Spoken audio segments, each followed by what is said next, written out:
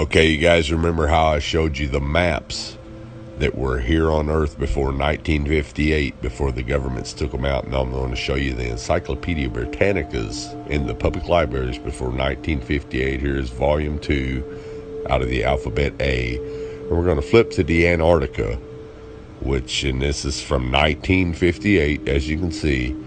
Now, we're going to flip to the Antarctica and see what the Encyclopedia Britannica from 1958, before the Antarctic Treaty, says is there.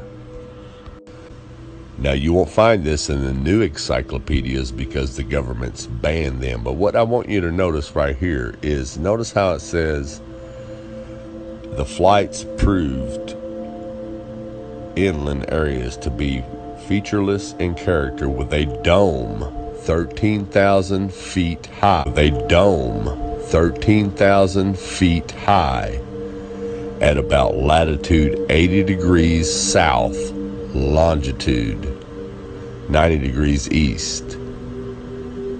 Take a really close look at that. Now I'm going to zoom it in for you.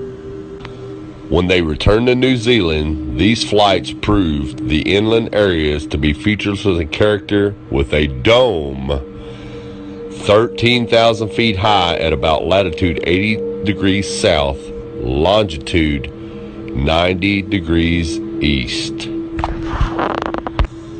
Now, if this doesn't make sense to you, let me show you with an image of what a flat earth map would look like. Now, this is what latitude 80 degrees south would look like on a flat earth map. As you can see, the dome comes down closer to you over the wall, which will be about 13,000 feet. Now, if you go back out into the center of the earth, or up the North Pole, and try to go up to the firmament with a little bit of calculation, it's going to show that it's about 385,500 feet away. It's really simple, folks. Now, if you're not familiar with any of this at all, and you're just now new to all this, you could say, well, this guy is crazy, he doesn't know what he's talking about. But what you got to ask yourself is, why do all the maps before 1958 show a flat earth with the ice wall around it and a firmament, a dome? And why does the encyclopedia tell you that there's a dome there, and it gives you the exact height at a certain latitude and longitude? Well, the reason is because in 1958, that's when all governments and all nations of the world signed the UN treaty to ban all civilians from going to the Antarctica, and NASA came in and erased everything, just like they're erasing everything today. So again, ask yourself, if all this existed before 1958, why doesn't it exist now? How come it all of a sudden was erased and just disappeared out of your history books, out of your encyclopedias, out of your libraries? Wake up, people. Wake up. One thing I really want your generation to embrace is that the Earth is a closed system. We cannot leave the Earth. There's no place to go.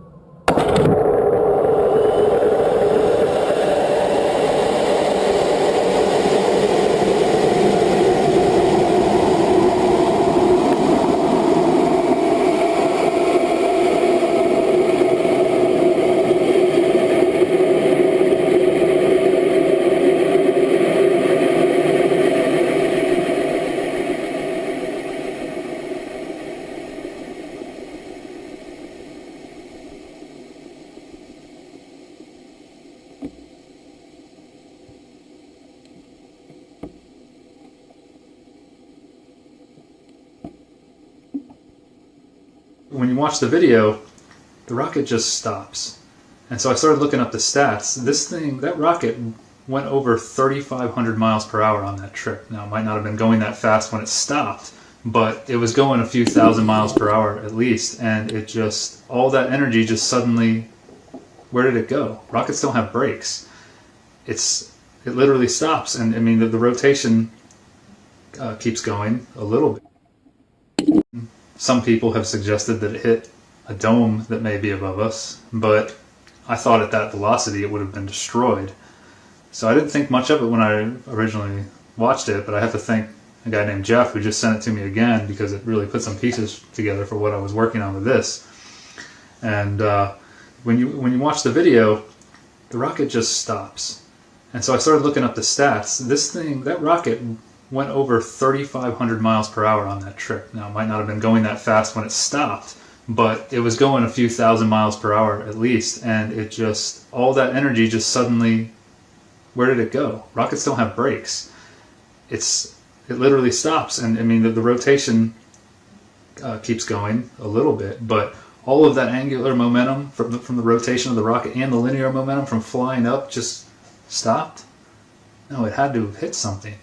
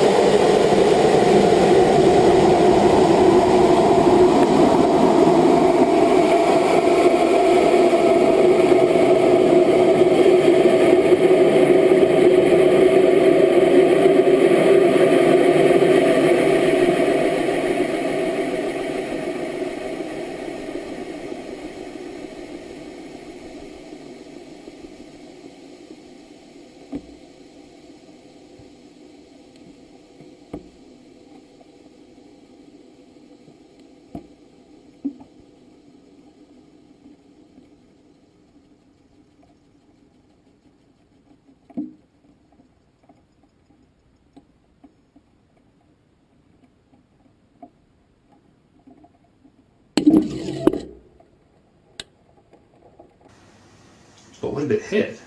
If it hit a solid surface, the rocket would have been destroyed, and most likely the camera too, so we wouldn't have the footage, and obviously that's not the case. So when you start watching it, around that time, around a minute in, a few seconds later, the two stages separate. It's a two-stage rocket, it looks like, and you watch the bottom half of the rocket start to fall down, as you would expect. But then the upper half, the way the camera's mounted to it, starts spinning around, and very slowly it starts to fall back towards Earth. Very slowly.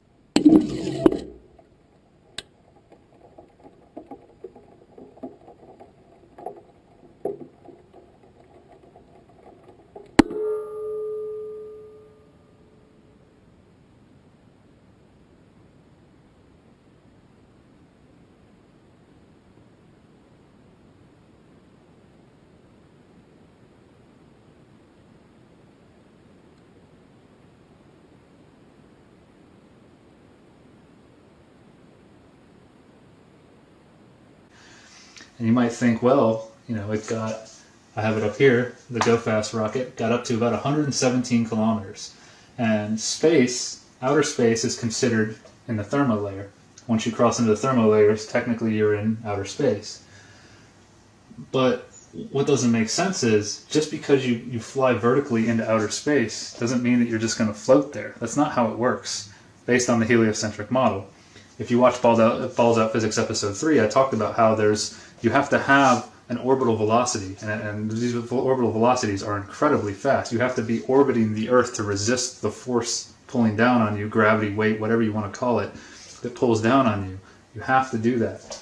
You have to do, basically, this string is gravity. Just to show this again, if you haven't seen that, you have to be moving at a high velocity to resist that force. That rocket went straight up, so it should have fallen straight back down.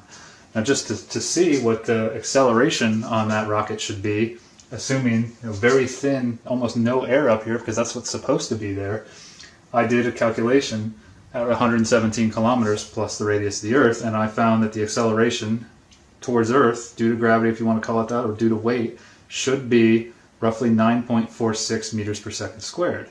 That's not much. That rate is pretty close to the rate at sea level, which is 9.81 meters per second squared. So it should have basically done this, but it didn't. It stops, and then it just kind of slowly starts sinking, like it's in water or some type of liquid. That's what it looks like. If you really start watching it, the way those pieces are falling, if you get to about 2 minutes and 10 seconds in, you see the other stage, the lower half of the rocket, still slowly tumbling down like it's in water.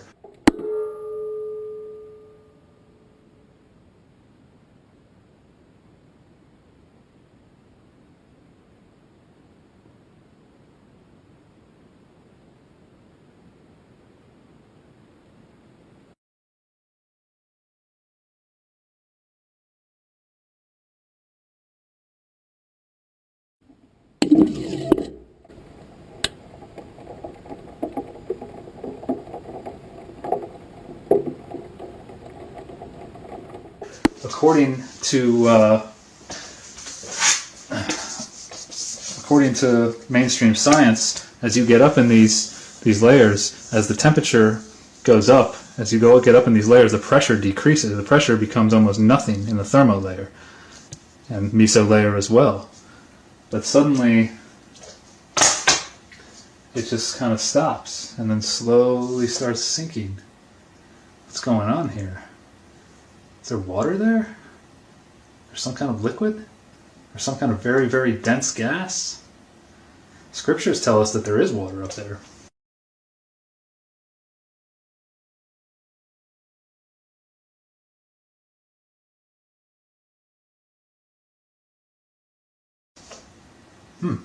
That's interesting.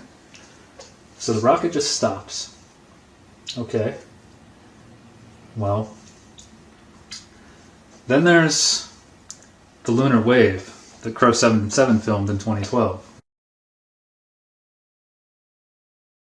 So watch the lower left there, and I'm just going to run a straight slowed down view, 30%. If you've got sharp eyes, you'll see what we detected on a 60-inch monitor. Now look inside the circle. There's a pulse that goes from lower left to upper right, and in the next circle, the yellow one, there's a lateral sweep that goes from left to right straight across the screen. And this is all going on as the wave is starting at the bottom. So now look at the pulses backwards and forwards. That's backwards. This is forwards. Coming from the lower left limb of the moon, you can see the pulses now that I've put filters on them, how they have a curved aspect to them. And if you've got sharp eyes, you'll see the sweep up above. Now what I'm going to show you now, we have talked about, and many sharp-eyed viewers have known that this was an important thing about this clip for a long time. Here comes the wave. Look at the dark underlined crater in the center of your screen. Watch how it's displaced, almost like you're looking through water. There goes the wave backwards. Forwards, the wave hits the crater, displaces. This wave is displacing, as if you were looking through water, the entire image of the moon. Now, I've never taken the time to animate this. I have talked about it. There it is zoomed in. Now, this is running at 30%. And I'm going to zoom out. There goes the wave to the top, and there's going to be another wave coming in from the bottom. Now I'm going to run this at 30%, so as the wave comes in, you can choose any landmark you want. Here comes the wave from the bottom to the top. Choose any little landmark you can see there and watch it be displaced. Now that round looking ring crater, forwards, backwards, and one more time forward, and I'll zoom out. And you can watch it go all the way to the top. Again, this is at 30% with quite a few filters like Find Edge and some other things, Invert. So you combine that with how this rocket behaves, and now I'm starting to think that I've seen enough evidence that I can actually write this right here.